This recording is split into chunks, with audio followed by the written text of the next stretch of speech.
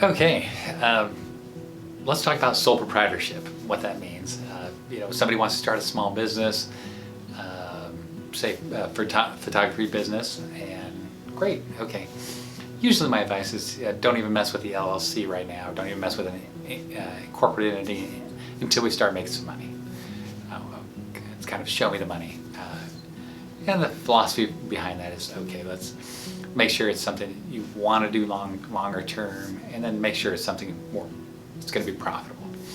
That doesn't mean you can't take expenses. That doesn't mean you won't have deductions in your new business venture. You certainly will, and you can. So, and that's something we can talk to and help you with as a business owner. Talk about what your needs are, how to track your income and expenses. We can go. There's some very simple methods. Fortunately, in American accounting, there's no required software. There's no for a business owner. There's nothing that says, okay, you have to just use QuickBooks or spreadsheet or Xero or ledgers. I mean, you have so many options that you can use, and I have, depending on your personality and how you want to work, and we can also help complement that. But coming back to the sole proprietorship, that's where you're just business as you.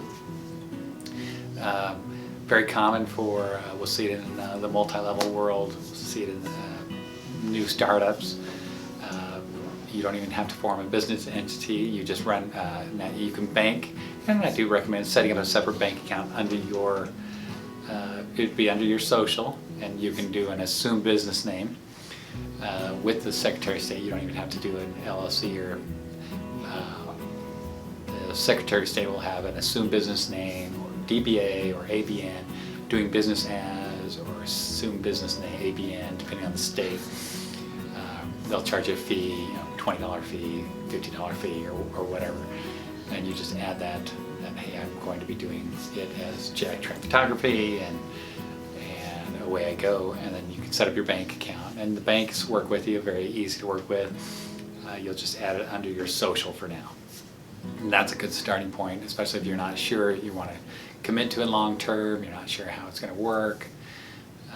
Just starting as a sole proprietor, and as long as the risk is there or not there, if it's a high risk service that you're doing, then you probably want to talk to an attorney, and you probably want some liability protection. But if it's fairly low risk, and just getting started on your own as a sole proprietor, that's a great way to start, and we'd love to help you.